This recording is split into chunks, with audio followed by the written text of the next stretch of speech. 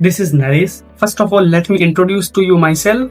So, friends, my name is Naresh Kumar, and I scored 99.20% in my class 12th board with a perfect 100 out of 100 score in Hindi compulsory and history subject. पिछले कुछ दिनों से मुझे बहुत ज्यादा DMs आ रहे हैं कि भैया प्लीज आपने जो स्ट्रेटजी अपने क्लास 12th बोर्ड में फॉलो की वो हमारे साथ शेयर कीजिए। बेसिकली गाइस पिछले कुछ दिनों से मैं भी फ्री नहीं था क्योंकि मेरे कॉलेज की काउंसलिंग चल रही थी, तो उस वजह से मैं फ्री नहीं हो पाया। फ्रेंड्स, ये जो वीडियो है वो 4 पार्ट में डिवाइडेड है। सबसे पहले मैं अपना स्टडी रूटीन बताऊंगा, देन फिर सब्जेक्ट वाइज स्ट्रेटजी बताऊंगा, फिर कुछ प्रोज और कॉन्स है, कौन कौन सी चीज़ें आप लोगों को ध्यान में रखनी है और कौन कौन सी चीज़ों से आपको बचना है ताकि आपका टाइम खराब नहीं हो और पूरे टाइम को आप यूटिलाइज कर पाओ। और चौथे सेक्शन में आप लोगों के लिए एक सरप्राइज है और उसे अब सरप्राइज नहीं देता हूँ, बाद में रिवील करूंगा चौथे पार्ट में। सो फर्स्ट ऑफ ऑल सबसे पहले अगर मैं बात करूँ मेरे स्टडी रूटीन की, so in the beginning days of my class 12 I was a night owl. मतलब शाम को लाइक जैसे 1 भी बज जाते थे, 2 भी बज जाते थे, तो उस समय तक अपनी पढ़ाई चलती थी और उसके बाद में लाइक सुबह जैसे 6:30-7 बजे के आसपास उठना, फिर तैयार होकर स्कूल जाना और फिर स्कूल जैसे 1 बजे तक होती थी। गवर्नमेंट स्कूल में था मैं, लाइक 1 बजे तक स्कूल होती थी और उसके बाद में लाइक 1:30 या 2 बजे तक घर आना, फिर वही खाना पीना और उसके बाद में वापस आधा या 1 घंटे तक आराम करता था। उसके बाद वापस थोड़ा मुझे मेरी जैसे लाइव क्लासेस 5 बजे के आसपास स्टार्ट होती थी, तो तब तक थोड़ा जो पोर्शन कवर करना होता था वो कर लेता। उसके बाद में लाइक 6-7 बजे तक के आसपास लाइव क्लासेस पूरी होती थी। उसके बाद में वापस वही 1-2 बजे तक अपना जो है वो सेल्फ स्टडी और नोट्स मेकिंग जो है वो चलता था। 5-6 घंटे जो भी स्कूल के होते थे उसमें I did not even waste a single second in my school, literally not even in recess and empty periods. First of all, you have to realize that time is money. अगर कुछ इसमें ध्यान रखना है आपके रूटीन में, तो ध्यान रखना आपकी जो स्लीप है वो प्रॉपर हो, आपका माइंड फ्रेश हो। इसके लिए आप मेडिटेशन या योगा कर सकते हैं और रूटीन है उसको बहुत ज्यादा हैवी मत होने देना, नॉर्मल से थोड़ा सा ऊपर रखना। अब सबसे मोस्ट इम्पोर्टेंट जिसके लिए डीएम्स आ रहे थे वो है सब्जेक्ट वाइज स्ट्रेटजी। तो सबसे पहले आप लोगों को जो चीज ध्यान में रखनी है वो है आपका सिलेबस। आई होप कि सिलेबस तो अब आप सब लोगों ने देख लिया होगा इस वीडियो को जब आप देख रहे हो तब। तो सिलेबस में लैंग्वेज सब्जेक्ट की अगर मैं बात करूं तो उसमें एड ऑन करता रहता है। इस बार भी कुछ जो पिछले साल थे उसमें से कुछ रीड और कुछ नए ऐड भी हुए हैं, ठीक है। अब सबसे पहले बात करते हैं हम लोग हिंदी कंपल्सरी और हिंदी इलेक्टिव, जिनके पास हिंदी इलेक्टिव है। वैसे आरबीएससी में सबसे ज्यादा लोगों के पास अगर वो ऑप्शनल सब्जेक्ट होता है हिस्ट्री पॉलिटी ज्योग्राफी के बाद में, तो वो हिंदी इलेक्टिव ही होता है। मेरे पास भी था। सो हिंदी की अगर मैं बात करूं तो मैं उसको 3 पार्ट में डिवाइड करना चाहूंगा। सबसे पहले तो बुक्स और second grammar and third writing section. अगर मैं बुक्स की बात करूं हिंदी कंपल्सरी में, सो आरो और वितान यानी कि प्रोज और पोइट्री दोनों हैं। अब इसमें सबसे पहले आप लोगों को पोइट्री जब आप पढ़ते हो ना, मैं आपको कुछ सिंपल की टिप्स बता देता हूँ। पोइट्री जब आप पढ़ते हो तो उसमें जैसे ऑथर क्या कहना चाह रहा है, उसका जो भावार्थ है, कला पक्ष है, शिल्प सौंदर्य या कला सौंदर्य जो भी है उसको बहुत अच्छे से ध्यान रखना है। उसमें जो भी फिगर्स ऑफ स्पीच आ रहे हैं, अलंकार आ रहे हैं, उसको ध्यान में रखना है और इसके अलावा उसके भावार्थ को बहुत ज्यादा अच्छे से समझना है। इसलिए नहीं समझना है कि अपन को 100% व्याख्या करनी है, वो तो करनी ही करनी है। बहुत ज्यादा डिटेल से अंदर से प्रश्न पूछे जाते हैं, तो अगर आप बहुत अच्छे से समझ लेते हो उसको, so then you will be eligible, you will be able to give answers. भले कोई भी आपसे प्रश्न पूछे उसमें से, तो आप लोग उसमें एलिजिबल होंगे। सो बहुत अच्छे से लाइन टू लाइन पढ़ना है आपको, पूरी एक्सप्लेनेशन पढ़नी है। कोई शब्द समझ में नहीं आ रहा है, टीचर्स की हेल्प ले लो, यूट्यूब एजुकेटर्स की हेल्प ले लो, वहां से बहुत अच्छे से पढ़ना है। और अगर मैं प्रोज की बात करूं यानी कि गद्य भाग की, तो उसमें भी आपको, क्योंकि उसमें से भी बहुत डिटेल 1 लाइनर क्वेश्चन, 2 लाइनर मतलब 1-2 मार्क्स के और एमसीक्यू तो सबसे ज्यादा पूछे जाते हैं।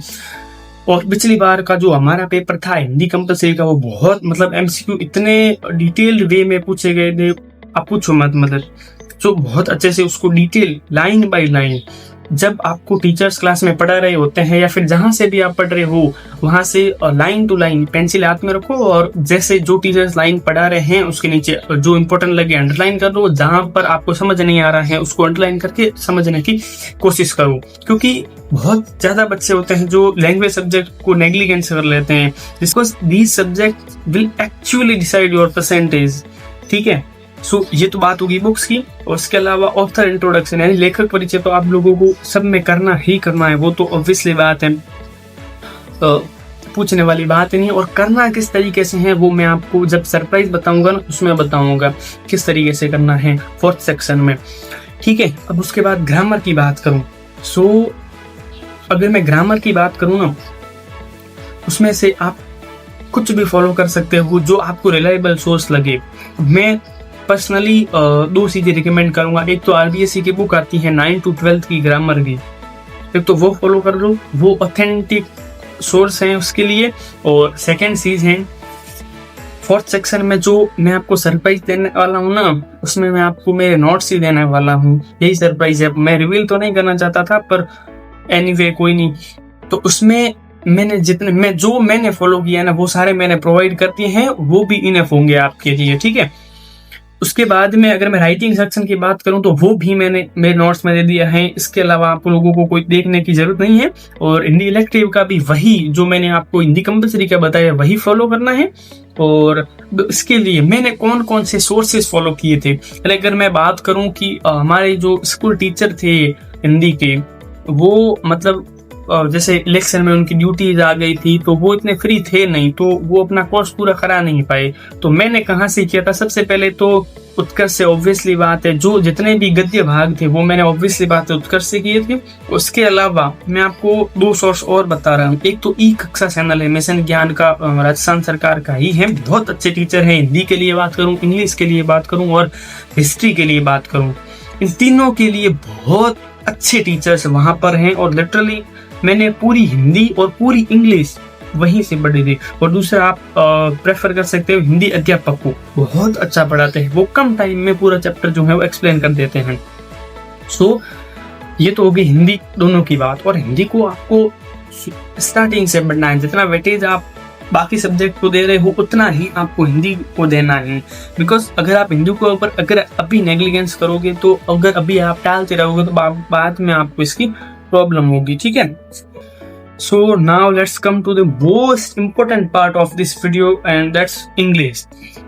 अगर हमारे यहाँ के बच्चों में सबसे ज्यादा प्रॉब्लम किसी सब्जेक्ट के होते हैं तो वो इंग्लिश ही है, क्योंकि बहुत ज्यादा बच्चे ऐसे कंप्लेन करते हैं कि हमारे पल्ले ही नहीं पड़ती है इंग्लिश। ठीक है, लेकिन इतना ज्यादा है नहीं इंग्लिश, मतलब जितना हवा बना रखे हैं ना कि आंसर कैसे लिखेंगे, कैसे फ्रेम करेंगे, ग्रामर राइटिंग्स बहुत इजी है। क्योंकि या फिर इंग्लिश में अगर मैं बात करूँ it is all about format. अगर आपको थोड़ा फॉर्मेट पता है स्पेशली इन राइटिंग्स और आंसर राइटिंग में जो चैप्टर के आंसर होते हैं, so you are done, then बहुत ईजी हो जाता है।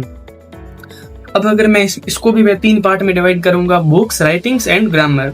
सबसे पहले बुक्स की बात करूं, सो बुक्स में भी आपको जैसे 1 लाइनर अगर क्वेश्चंस या एमसीक्यू विस्तार में से अगर एमसीक्यू पूछे जाते हैं तो बहुत ज्यादा डिटेल में आप लोगों को line to line word to word पढ़ना पड़ेगा।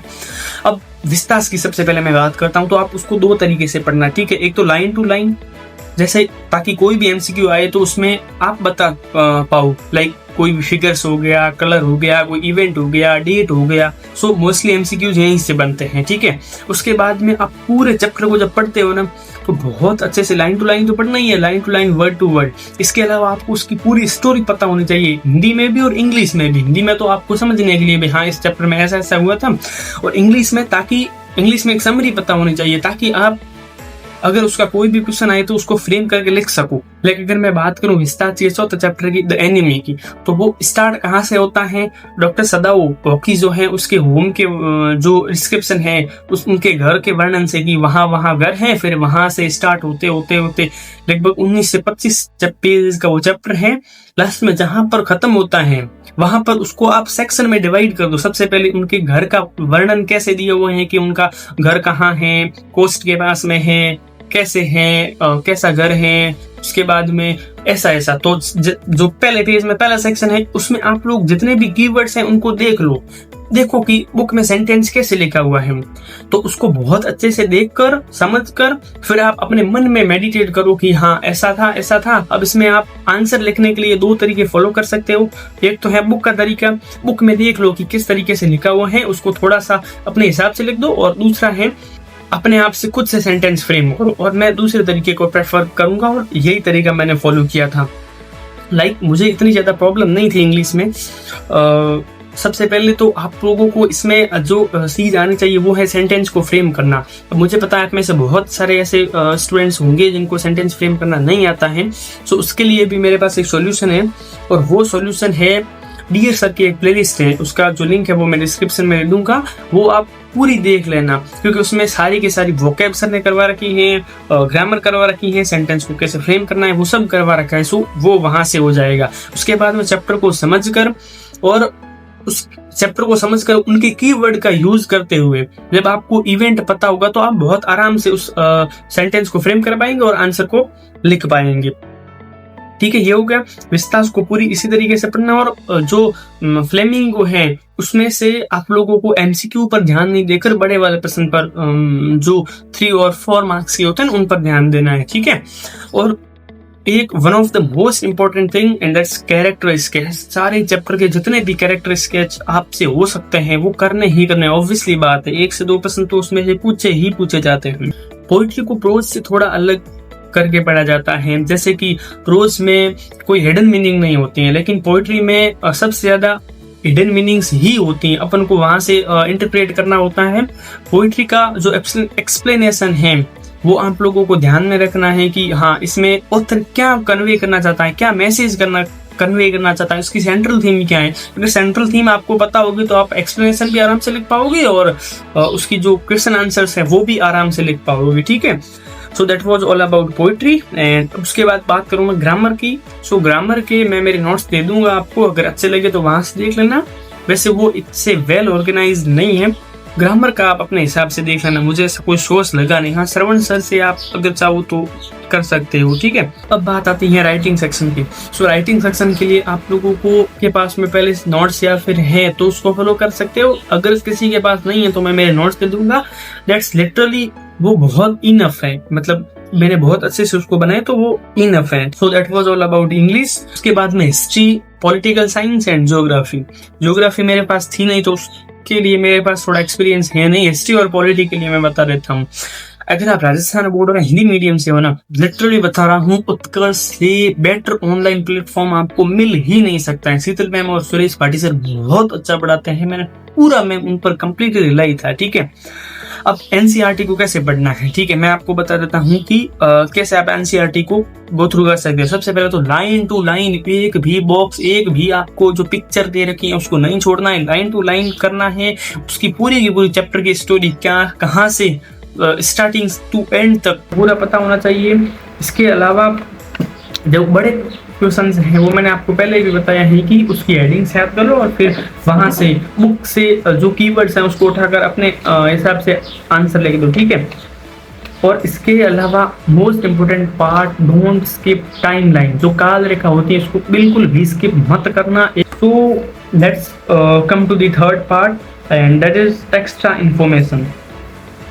इसमें पहली जो इन्फॉर्मेशन है वो है give as much mock test as you can. जितने आप मॉक टेस्ट दे सकते हो उतने ज्यादा दो, क्योंकि उससे आपको पता चलेगा कि आप कहाँ गलतियां कर रहे हो और सुधार करने का फिर आपको उसमें मौका मिलेगा। वरना फिर सीधे आप अगर एग्जाम को टैकल करोगे विदाउट मॉक टेस्ट तो फिर that would not be enough for you to achieve such a good marks. ठीक है, so then follow your teachers blindly. जो भी वो कह रहे हैं वो करो, क्योंकि टीचर्स कभी आपका बुरा नहीं चाहेंगे। ठीक है, and the third part is utilise your time. जितना आप टाइम को यूटिलाइज कर सकते हो उतना करना, वेस्ट एक सेकेंड भी मत करना, क्योंकि बहुत प्रीशियस टाइम है, that will never come again.